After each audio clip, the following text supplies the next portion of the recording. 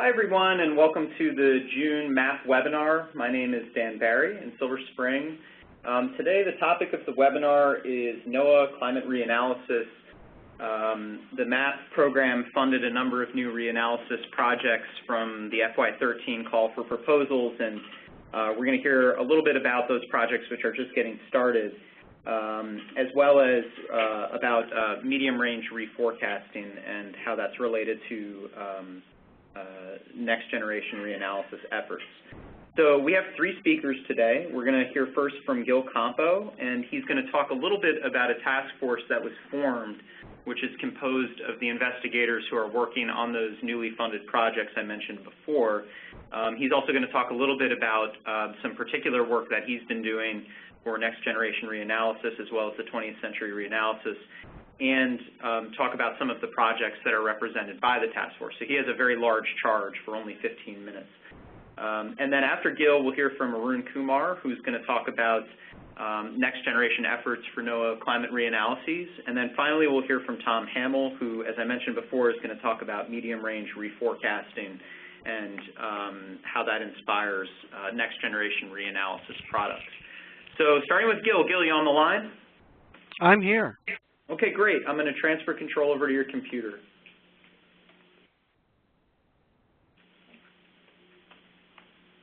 Can you see me? Not yet. So click Share My Desktop, and then we'll be able to see it.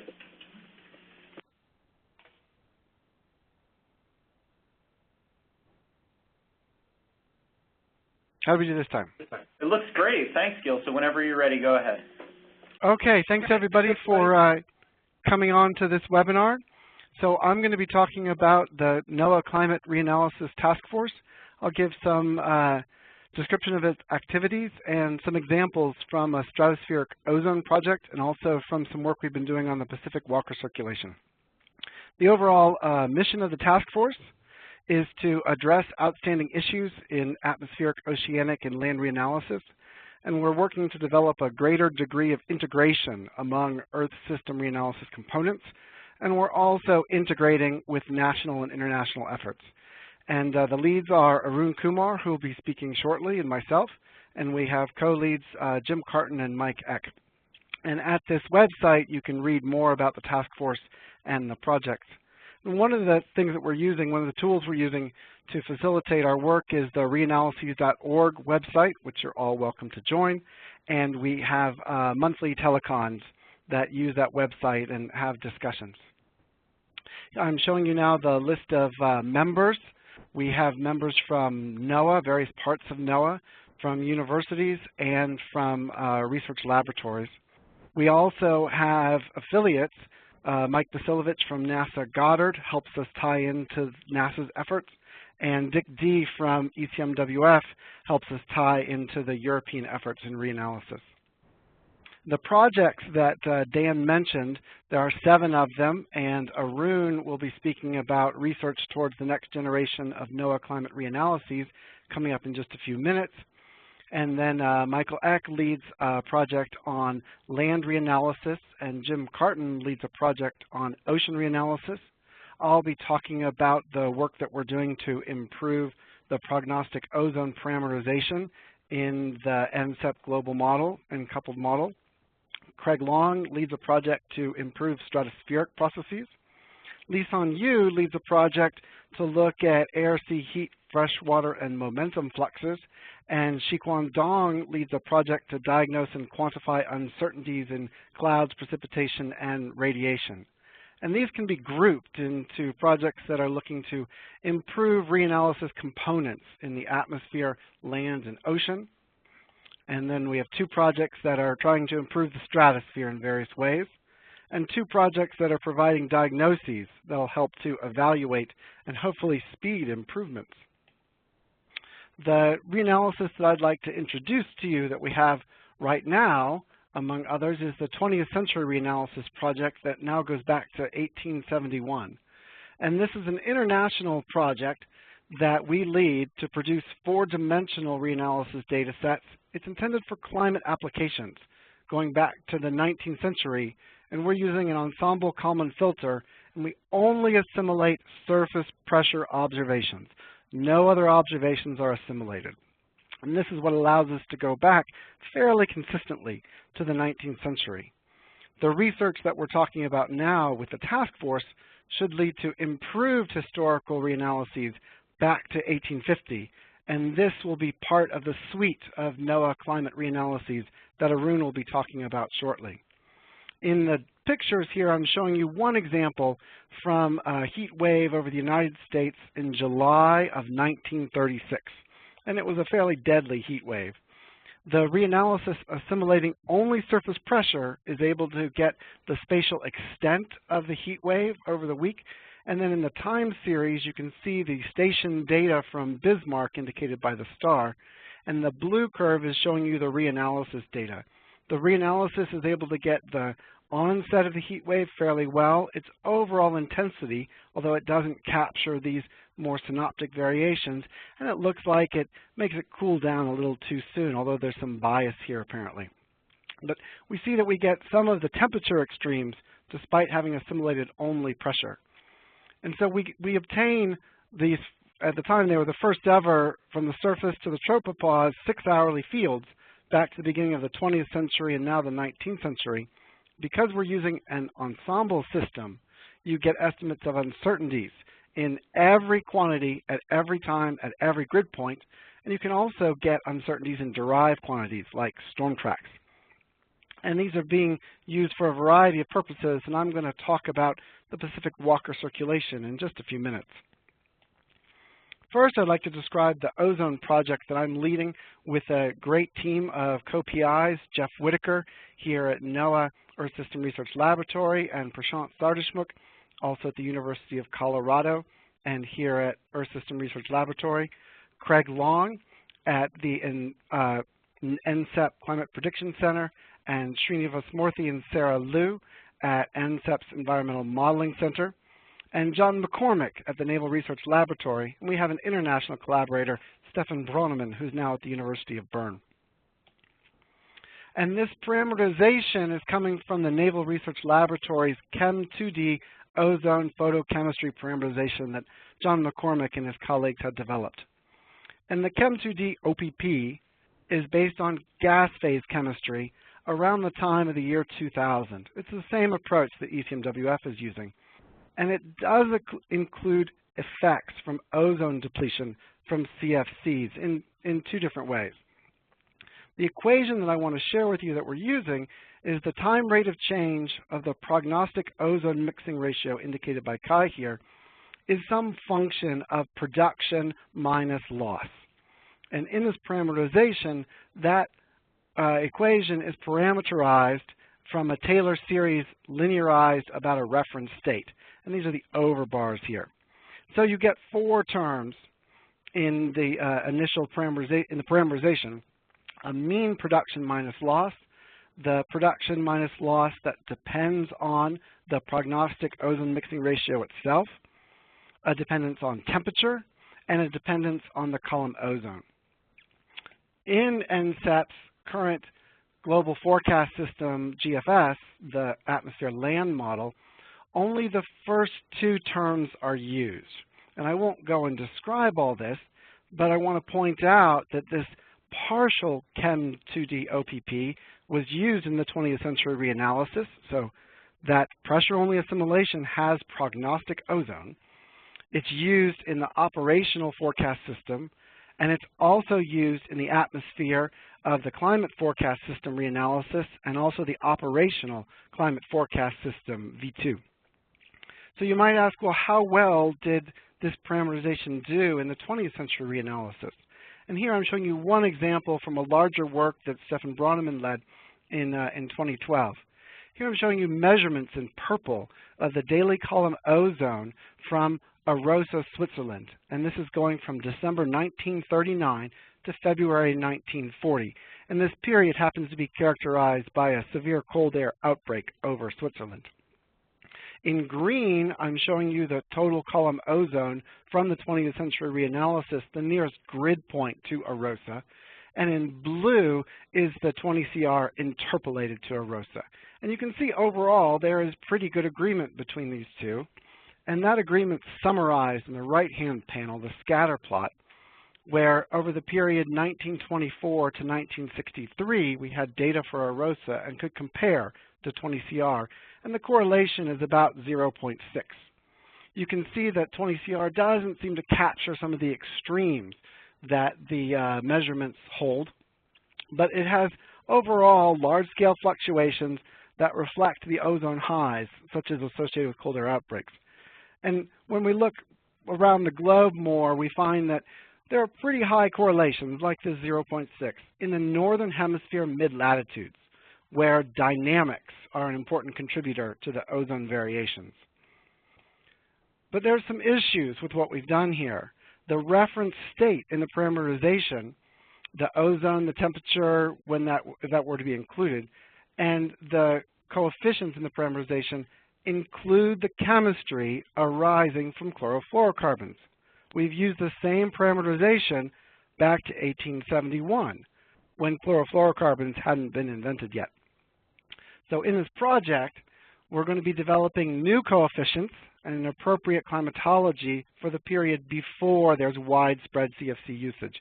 And we'll be testing those effects on 20CR in particular, and we'll also be including those additional terms and looking at the results in the NCEP GFS and also in the CFS. Now I'd like to turn our attention to another motivating factor, at least in the work that I'm involved in the task force. And that's this question of, is the Pacific Walker circulation changing in response to global warming? And what can reanalysis help us to say about that? So I'll be showing you some results in the next few minutes from our quarterly journal paper in 2011, and also from a new paper that just came out in Climate Dynamics, and you can access it at this website here, Sandeep et al. 2014. In answer to the question, just so you know what's coming up, the answer is yes. The Pacific Walker circulation seems to be strengthening in several observational data sets, and I'll show you some of that from the papers. And also another answer is yes. The Pacific Walker circulation seems to be weakening in coupled model simulations, and I'll show you some of that in just a minute. Just to remind you, the Walker circulation is the east-west part of the global overturning circulation, shown here in cartoon form. And one of our motivations here is the idea that as global temperature increases, the global water vapor increases faster than precipitation in coupled climate models that are forced with greenhouse gases. And this led Held and Soden to postulate that the overturning circulation, the global convective mass flux, must weaken to compensate. And they presented some evidence of this in the climate models. And then following up on that, sea level pressure-based Walker circulation indices were used as a proxy to investigate this idea that the overturning circulation was weakening. And some studies found that it was weakening. Others have found that it's strengthening. And some other recent ones have found no change. So what do we see in the 20th century reanalysis? Oh, first this is a blow-up of that cartoon, just to remind you, for the Pacific Walker circulation, we have high pressure over here and low pressure over Indonesia, and rising motion, sinking motion over the equatorial eastern Pacific. So there are many ways to express the Pacific Walker circulation, the sea level pressure difference, but also we could be looking at the change in vertical motion, and that's what I want to look at first in the 20th century reanalysis and in some other data sets. And that's a time series that I'm showing you here, the difference in vertical motion between these two regions. The negatives of vertical motion are showing you when the Pacific Walker circulation is weaker, and you can clearly see the strong El Niños throughout the record. And then the positives are showing you when the Walker circulation is stronger. The pink curve is showing you the 20th century reanalysis, and then we have many other data sets illustrated here, and the agreement is very good. In fact, between the ERA 40 data set and 20CR, the correlation from 1958 on is greater than 0.95. And without any statistical significance testing, even by eye, you can see that there's no significant trend in this vertical motion index of the Walker circulation. But it turns out it's also true if you do the statistics. Well, what about sea level pressure-based indices. So here in the black, I'm showing you anomalies of the sea level pressure-based Pacific Walker circulation, the difference in pressure between these two boxes in the map on the lower right-hand corner. The red is showing you the west minus east equatorial Pacific gradient, what we call delta TS. And in the 20th century reanalysis, these two are fairly well correlated at 0.84, and over the time period since 1901, they both show an increasing trend. Now, 20CR used the HAD-I SST dataset. We've also done a set of general circulation model experiments of the atmosphere forced by sea surface temperatures. And these experiments are a little interesting. We only have 3 members, but each member is forced by a different sea surface temperature. So the red curve is showing you the average of 3 different delta TS's. The black curve is showing the Pacific Walker circulation from this experiment, and we see that there's a slight increase. Whereas from the radiative forcings in CMIP-5, the coupled models, we see that there is a slightly decreasing trend, both in the Pacific Walker circulation and in the delta TS, but the two are also fairly well correlated at 0.89. So what we see from this figure is that the Pacific Walker circulation trends and the variability are closely related to the gradient in sea surface temperatures between these two regions. Now, how related is the Walker circulation to the convective mass flux, which is what motivated many of these studies of the Walker circulation? So here I'm showing you 2 more GCM simulations. Again, each has 3 members. But in the first set, we've used a dynamical filter to retain El Nino, ENSO fluctuations. And when we retain ENSO, it turns out that the Pacific SST gradient weakens.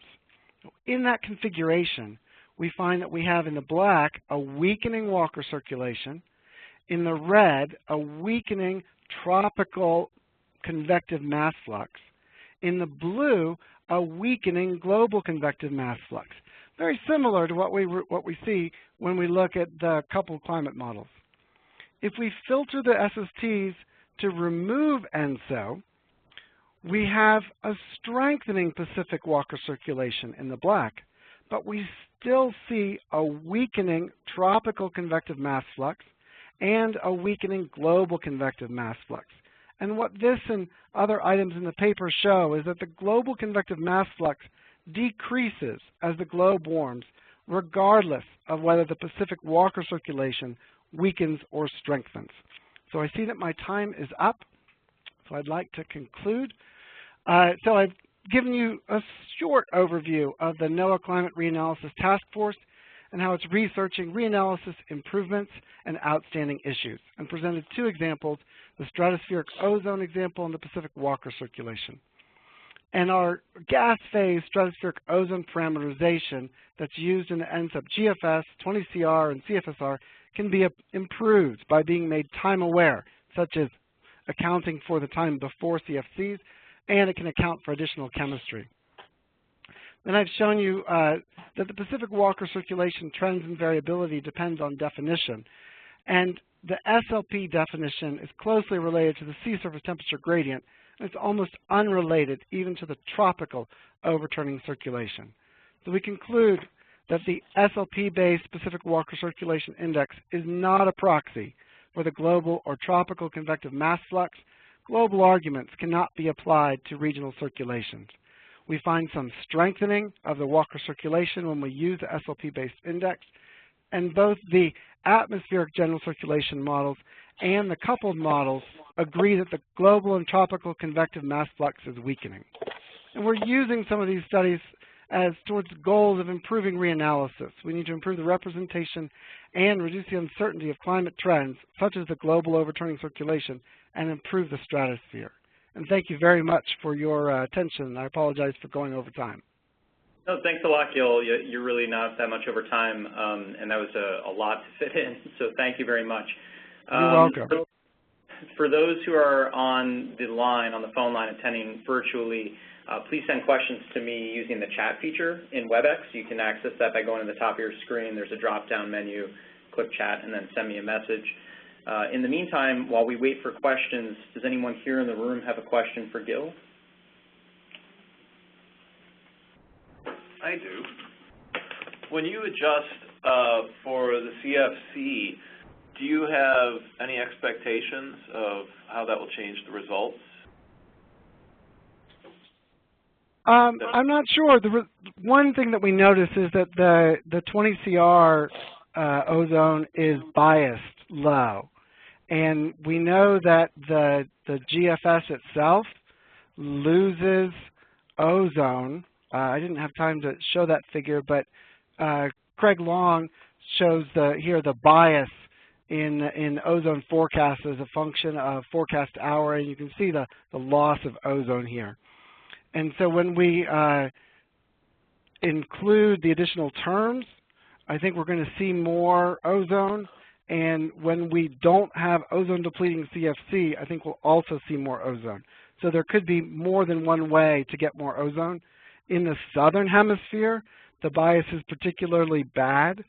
And I think by not having an ozone hole in the climatology, that will help tremendously for starters. Okay, thank you. Any other questions here in the room? Okay, I haven't gotten anything online, so Gil, thanks a lot. We're going to move on. Sure, and I'll be here or can take questions via email later too. That's great. Thank you for that. Sure. Oh, actually, we did just get one question. So this is from Marty Hurling. He asked, do the SSTs mainly constrain the reanalysis of the tropical Walker cell or the sea level pressure? And Marty, if you're on the line, I'm going to unmute your line so you can ask a follow-up. Yeah, so that's a great question. And so I'm showing here one of our extra slides. So the top panel is the linear trend in sea level pressure from the 20 CR. And the middle panel is from those three members of CAM4, each forced with a different SST. The trend in sea level pressure is much stronger in the reanalysis than you get from SST forcing, but it does happen to be in the same direction as the SST forcing. And so it's a research question of how sensitive is the 20 CR trend to the SST boundary condition, and that's something we're working on right now. Just as a quick follow-up, Gil, the CMIP then differs from the reanalysis and from your AMIP run mainly because of the difference in the SST trend simulated? That's exactly right. I can actually show you that here. So the bottom panels are the SST forced, so this is what was prescribed, the sum of 3 data sets, and the right-hand panel is showing you the linear trend in the surface temperature from the CMIP-5, the 12 models we used. And so you can see the opposite gradients here.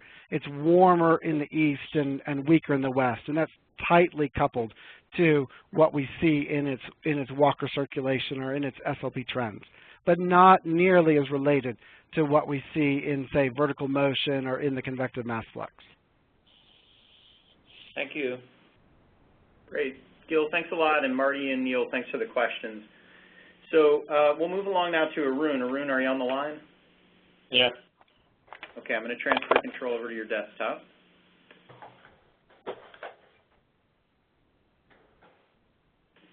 So just click the Share My Desktop button, and then we'll be able to see your screen.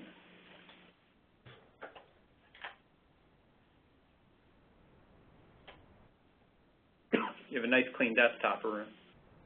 Well, I cleaned it up today. Nice, thank you. All right, go ahead. Assuming you're just seeing the one screen, right? Not the both desktops? Yeah, it looks good.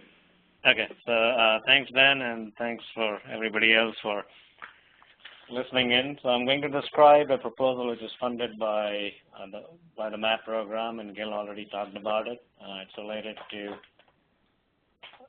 advancing some research in the next generation of NOAA climate reanalysis as a joint effort between NCEP, SREL, and NCDC. The collaborators are listed here, and Jeff already mentioned those.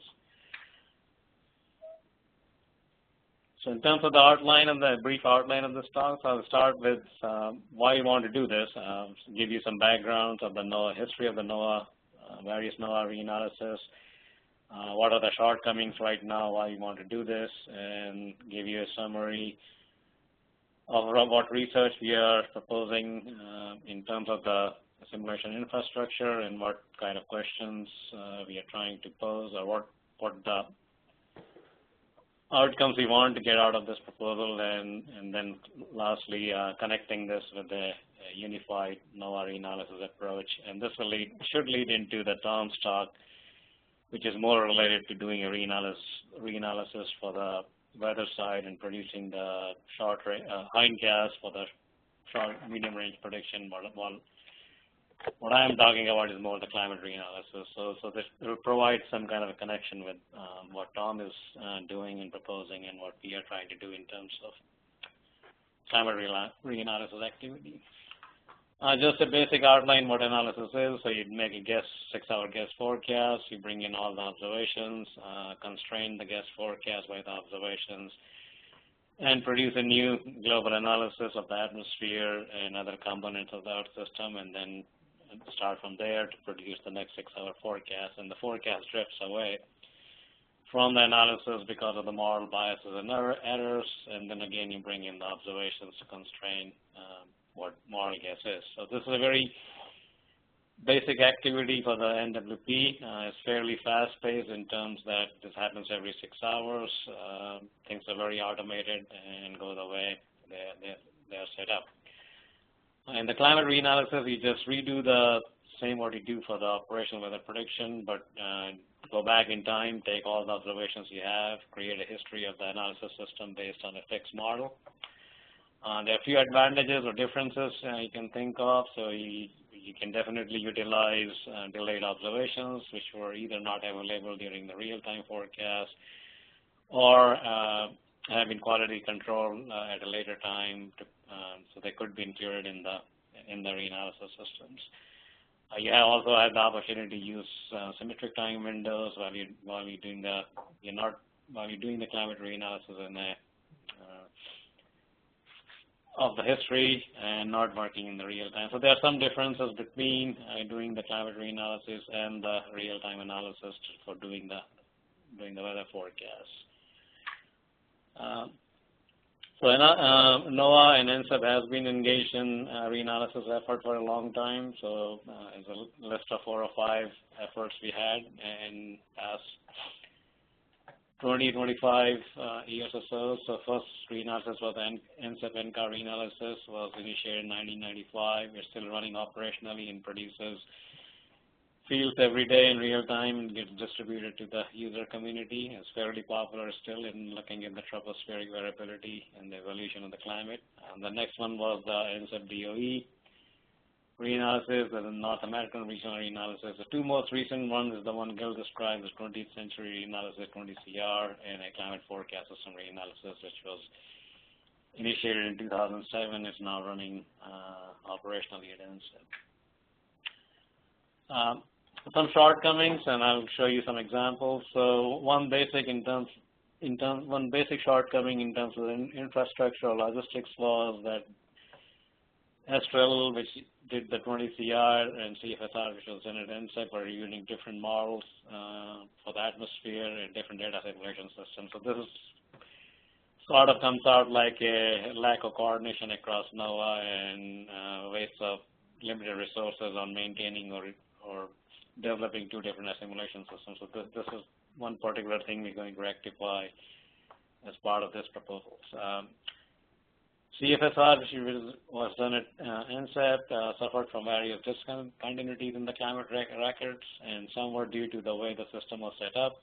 It was run in 6 different streams with 1-year overlap between 2 streams, but it turned out to be 1-year overlap turned out not to be long enough to merge the different streams in a smooth way.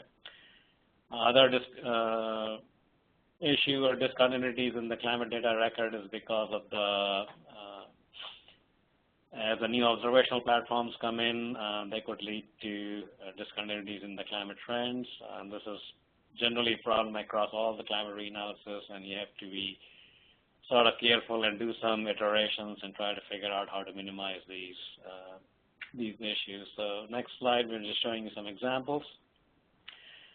The one at the bottom left is the P minus C in the black line, and the dashed line is the increment for the precipitable water, and you can see a certain jump around 1999. This is based on the CFSR, and the jump is related to start of the ingest of the AMSU satellite data in the CFSR, and it basically changed the entire a lot of things in the hydrological cycle. And if you look at the precipitation, evaporations, and it just basically looks like that even though the simulation system was a frozen system, the characteristics of the hydrological cycles like rainfall, evaporations, rainfall rate, and things like that just looks like they're being based on two different assimilation models. So this is an example of discontinuity because of changes in the observational platform. The example on the right shows you the time trace of the 200 millibar height in the tropics going from 1980 to sometime to present. Different traces are for different reanalysis. So the red one at the bottom is the CFSR. The ones clumping it on this side are based on ERA 40, JRA 25, and other systems. And here you can see a distinct the CFSR was an outlier compared to the other analysis system, and we have tracked back this reason for this problem. Won't go into the details, but these are the kind of issues the current generation of NOAA Reanalysis has. I have another example of the discontinuities because running the system into different streams. So the black lines here show you the start of different streams in the CFSR. The plot here is the global soil moisture, and even if I did not put vertical lines here, you can very easily identify when the new streams came in and when the old ones went away.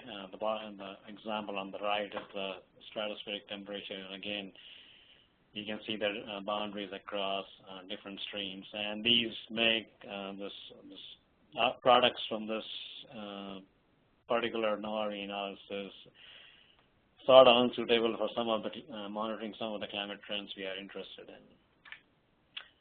So moving on to proposed research and what assimilation infrastructure we are going to use. So the crux of this proposal is to develop some methods which can identify the spurious climate trends due to changes in the observational data. So since the modeling platform is the same, throughout the entire reanalysis period, the changes or the spurious trends are coming because of either changes in observing systems or changes in the data density. So you have a small amount of data before satellite era, and it keeps increasing as the time goes on. Different satellites come in and go out, so that leads to discontinuities or changes in the climate trends if you're not careful. So part of the proposal is to develop some methodologies to identify these trends based on observing system experiments and analyzing those. And the second part of the proposal is to try to come up with methods which can deal with these discontinuities due to observational data and attempt to minimize the climate trends. You can never get rid of these things, but at least you could be cognizant that they are happening and make an effort to minimize trends due to changes in the observational data. We propose to follow a hierarchical approach to build up a reanalysis system. I'll describe that a little bit more in the next slide. And all of us in Astral and NCEP are going to use a common data assimilation infrastructure, which would be the hybrid ensemble Kalman filter, which was developed at Astral and now it's running operationally at NCEP for the weather forecast or medium range weather forecast side. And we're going to, both of us or everybody in this proposal is going to use that same common infrastructure. So that will be great help in terms of maximizing the limited resources we have. In terms of hierarchical data assimilation approach, what we proposed what was in the proposal was to have a four-stream analysis system. One would be just very basic, which is equivalent to AMAPP simulation, is to run the simulation model with the observed SSTs. Second is equivalent to the 20 CR done at Astral. So that adds, on top of SST, that adds up the surface pressure observations and does a reanalysis of the climate system. And the third layer, you bring in the surface and the conventional observations like radiation and do the analysis based on those. And the very last and the most complicated hierarchy would be also to include the satellite data. So that will be from 1973 to present. And our hope and what we're trying to do is to build up a system where the reanalysis with a lower level of complexity will inform the next level in terms of developing the bias correction procedures for different observational platforms. Moving on to the last thing, connecting with a unified reanalysis approach. These statistical reanalysis have various applications. So one of the interests for Climate Prediction Center is to use these for real-time climate monitoring, understanding the evolution of the climate system, looking at the climate trends in different quantities, like variability, or the example which Gil was showing, changes in the water circulation or changes in the hydrological cycle with time. So that's the monitoring aspect or real-time monitoring aspect, and putting the real-time climate anomalies in the context of the historical evolution. The other aspect of the climate reanalysis, which Tom is going to talk about, is to provide initial conditions for the hindcast or the reforecast. And there are some reasons for doing the hindcast in the context of correcting the biases in the real-time forecast. So you need a long history of these forecasts going back in time so you can assess the biases and correct those biases in the real time. But there's always a tension between doing the reanalysis for the climate monitoring purpose and the forecast initialization. The forecast, you want to utilize all the data which is there, while in the climate monitoring to reduce the climate trends, you might want to not include some of the data. So there's always this perpetual tension between the climate reanalysis community and the people who want to use these analysis for the forecast initializations. But when you bring the hindcast, and I think Tom is going to show you some examples, that you need to be very careful in the quality of the hindcast or the continuity of the hindcast going back in time, because if the hindcast, if the initial conditions have spurious climate trends, and if those trends persist during the forecast, then it makes the climate bias correction very, very tricky task. So here's an example from the CFSR. What's shown here is the sea surface temperature evolution forecast for NEMA 3.4 going back from 1981 to about 2010. Just look at one of these lines, the blue one, which is the 1 monthly forecast, and you can see starting in 1999, when I showed the example of the trends in the atmospheric field, the same trends in the initial conditions also go into the forecast side, and suddenly the characteristics of the forecast change after 1999. So this kind of change in the forecast makes the bias correction very, very tricky, and hindcasts have to deal with these things.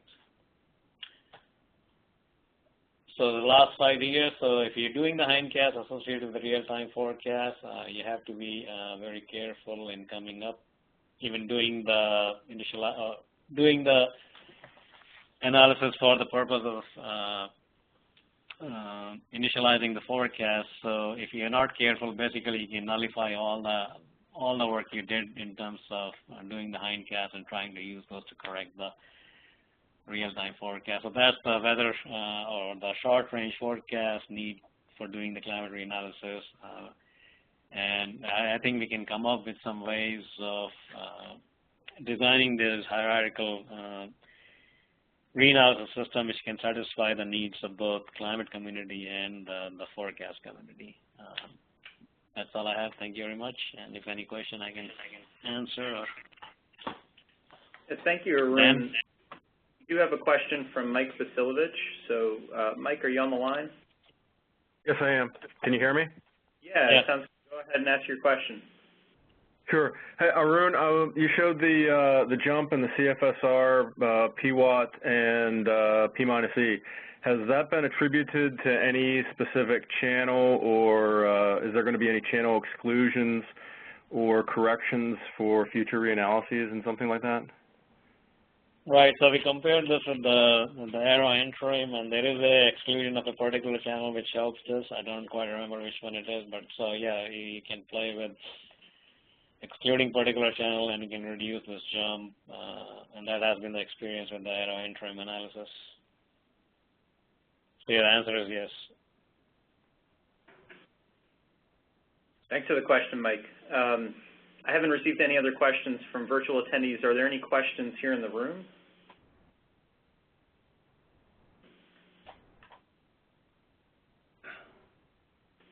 Okay, I just got another question from Marty. Marty, I'll unmute your line. Go ahead, Marty, if you're on the phone. Hey, Arun, it's Marty. That was a nice overview. You know, it's a bit disconcerting, of course, to see that we have to move forward in the U.S. on such an important data set development. As you nicely described, it affects so many operational activities for operational monitoring and operational seasonal forecasting and maybe weather forecasting. To have a consistent reanalysis, you know, we would love to have an investment in the reanalysis production that is beyond even what CPO is funding here, and of course we're grateful that CPO does this. But my question, so that was my commentary. My question is, the CFS reforecast that we use, Arun, you know, your hindcast data is from the CFS. Given the apparent discontinuity in the way the initialization of the reforecast models were done, would you view that reforecast data set to be research quality? And if not, when might we expect to see a revised version? Of the analysis or the forecast? Well, right now I'm talking about the forecast. So right, in terms of reanalysis, I know I'm getting the echo here, but so if you want to do it for research, you need to know a lot of caveats. So first of all, you need to know there's a jump in SST bias, and if you don't know that, you might just take a single climatology, you might get different kind of results. Then taking two different climatologies. So it depends on your how much you know about these jumps or not, whether they're published or not, or you know somebody inside an NCEP who can tell you these things.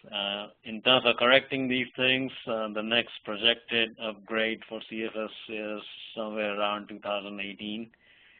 Still coming up with the plan, so there's no definite timeline, but the expectation is maybe somewhere around 2018 or 19 would have the next upgrade. So, boy, I got to tell you, that's a tough pill to swallow, isn't it? Is there not it's a tougher pill to swallow if you're doing. So we have to provide the products based on CFS version 2, and there's a whole slew of issues in try to correct these biases based on an analysis which is not continuous in time. And these initial conditions, at least for the slowly varying components of the boundary conditions like ocean and the land, persist for a long time. And I think Tom would have an example in his talk that it's plaguing his system also. Yeah, it's a tough pill to swallow. Yeah. Are other reanalysis products, JMA, for example, European Center, likewise deficient? Everybody has an issue. I mean, it's not that we are the only one, but it just sort of depends on the purpose also. So error interim or those things may not be tied up with the forecast system as closely as we are. Same with the JRA. Okay. Thanks, Arun. Thanks, Marty, for the question. Thanks, Mike, for the question. And thanks, Arun, for the presentation. We're going to move on now to Tom Hamill. Tom, you on the line?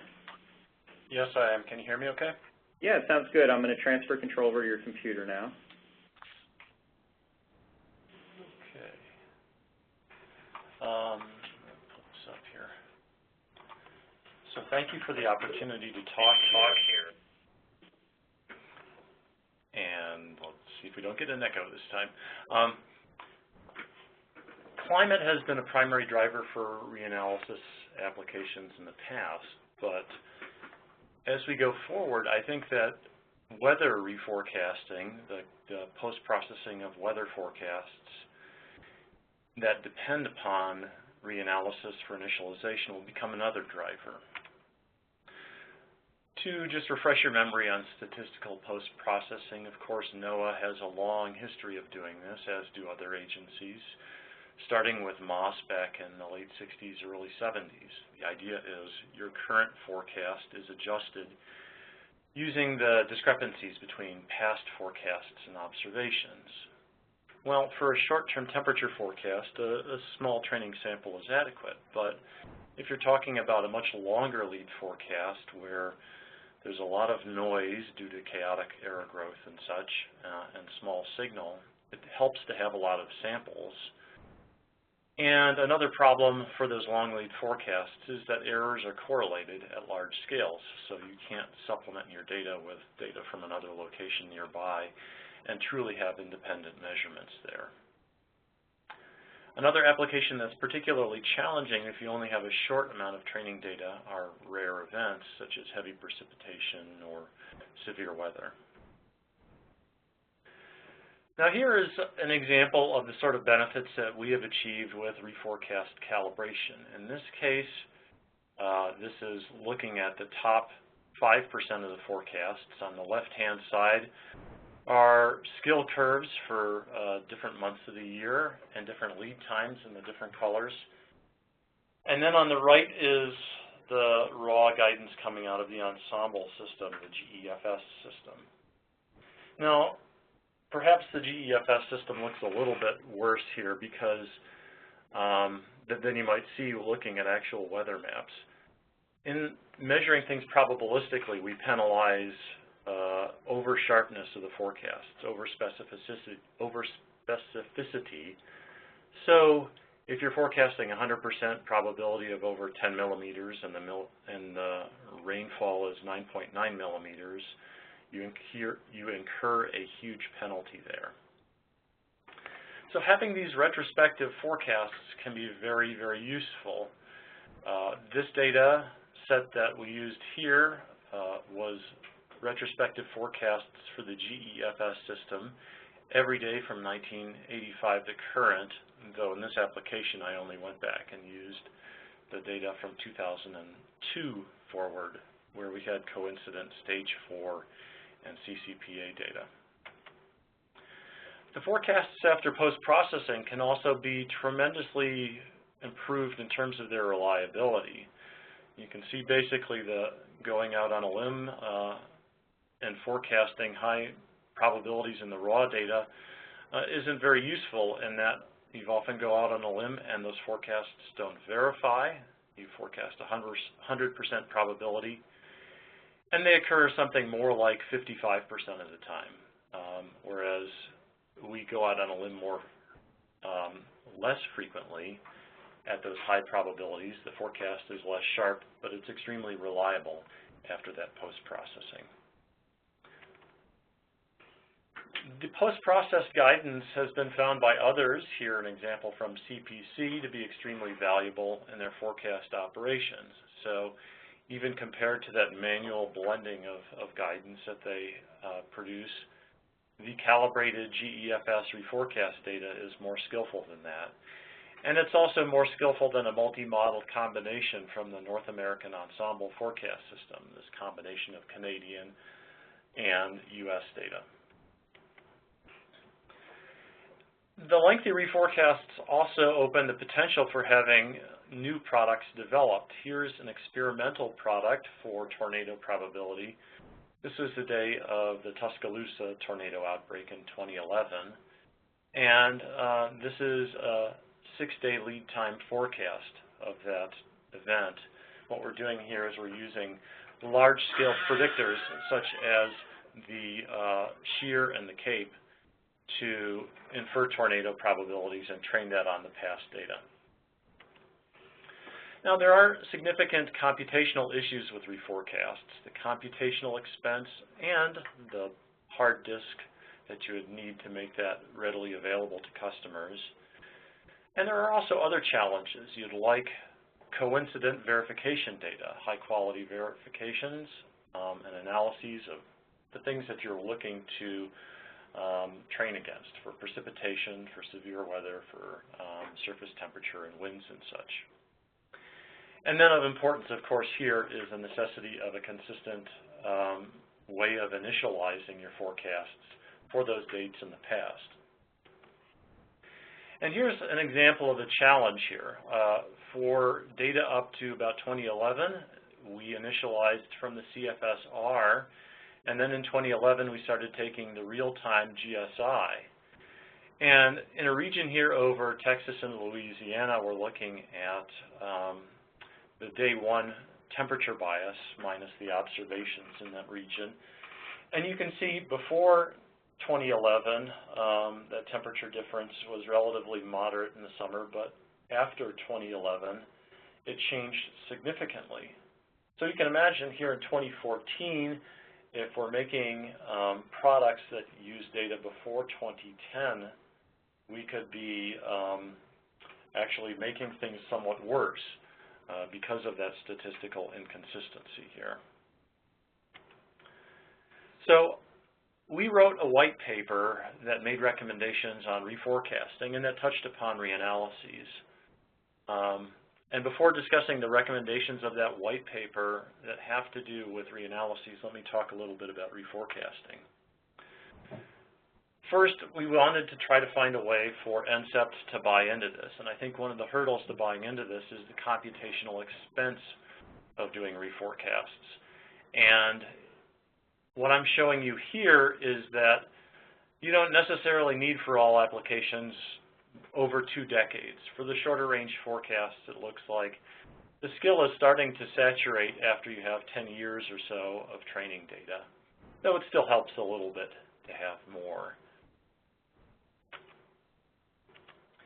Another thing is that if you, let's say, only can compute 4 years of data, you could compute just the last 4 years, or you could compute 8 years, skipping a day between sample, 12, skipping 2 days, and so forth. And it turns out, especially for these longer applications, longer lead time applications, it helps to skip many days, thereby providing more independent data and spanning a different range of climatic regimes from El Nino to positive to La Nina, and so negative. Now, others have kind of confirmed some of these results. Here's an example of the CPC 8 to 14-day temperature and precipitation forecasts, where they're finding some value in going from 10 to 18 years, but not much from 18 up to 26 years. This one's a little bit busy, but the idea here is that we can also use a smaller number of members and actually get by with perhaps 5 or 7 reforecast members and do about as well as what we're getting with a full, in this case, 15-member ensemble. The red curves here are showing what happens if you have a real-time ensemble of a given size, and that's the x-axis on these figures here, and also the same size in the reforecasts. And there you see an increasing benefit from more members. But here with the black curves, this is now the real time is 15 members, but the reforecast is smaller in size. And you actually get more benefit than you did, even though your real-time ensemble member is different in size from your reforecast here. And this is consistent for precipitation across many different thresholds here. So it seems we can minimize the computation of the reforecasts with a smaller size ensemble. So here are some recommendations from the white paper, first on reforecast and then getting to the reanalysis. We recommended that we should continue to run the existing GEFS until we have a next generation reanalysis and reforecast in place. We recommended a configuration of doing 20 years of reforecasting, which would mean we need 20 years of reanalysis, and doing a reforecast once every 5 days and only using 5 members and do that twice daily. And this would increase the computational expense by about 50%. Another recommendation is to spend the time to have these retrospective analyses at high resolution of the surface weather, and NCEP is working on that with its RTMA system. Now getting on to recommendations related to reanalysis. We recommended that NOAA should begin preparations for the production of a next-generation reanalysis. And for reasons like what I showed and what Arun showed, we would want that reanalysis configuration to match as much as possible the operational data assimilation and forecast system because of that potential for changes and systematic errors if you're using something different real-time from what you used in the reanalysis system. Well, what are some of the issues here? The operational analysis system is going to be 40N VAR, and that's going to be significantly more computationally expensive than the current 3D ensemble hybrid system.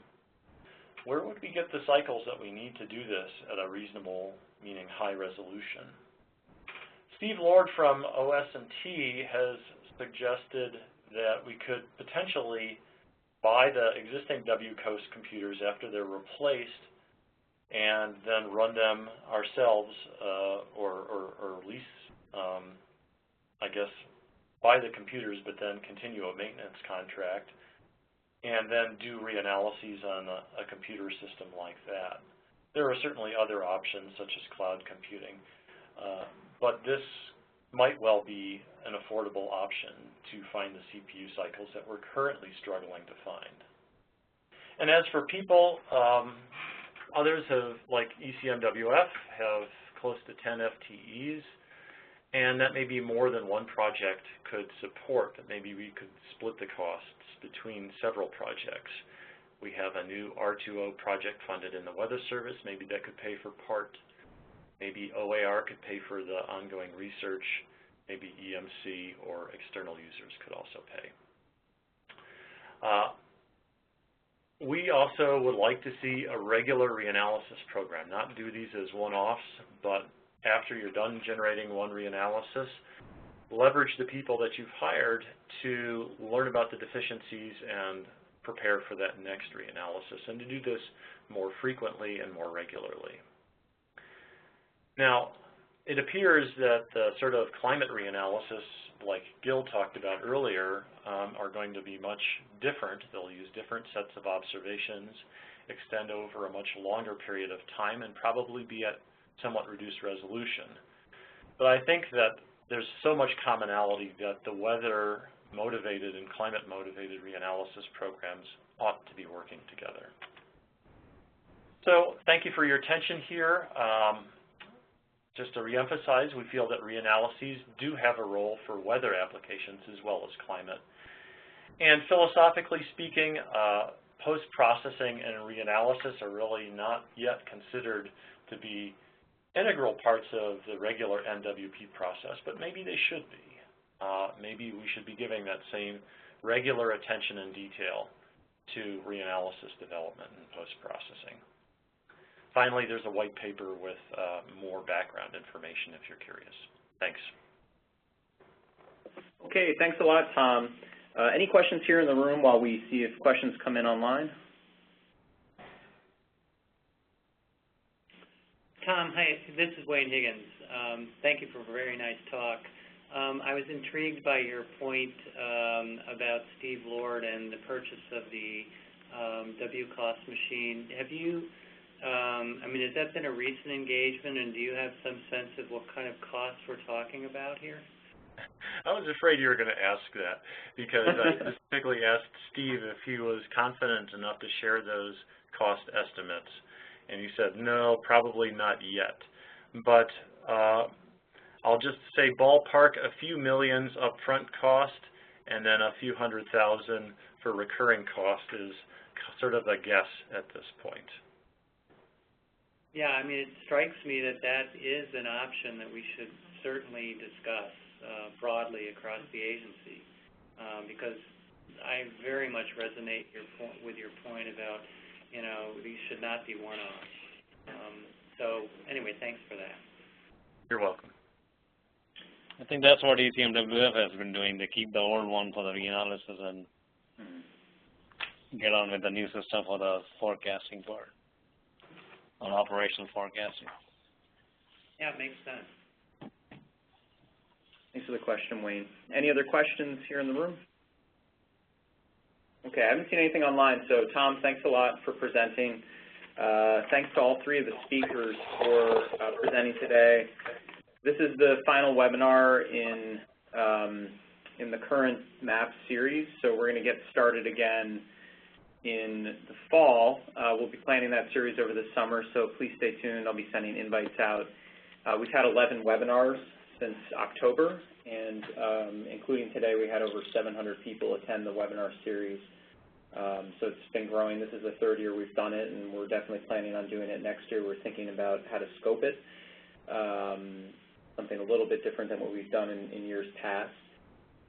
But I really appreciate everyone's attendance. The talks are deeply appreciated. Each of these webinar sessions, you can go to our website and access recordings of them, including slides, and you can hear the audio and see the presentations themselves. So please check that out, and that's for all 3 years of the webinar series. It's all up on the website. So please look for an email in the early fall, late summer, detailing next year's webinar series, and I hope that everyone will join again. Thanks a lot. Thanks, Dan. Thanks a lot, Dan. Thank you. A lot of work.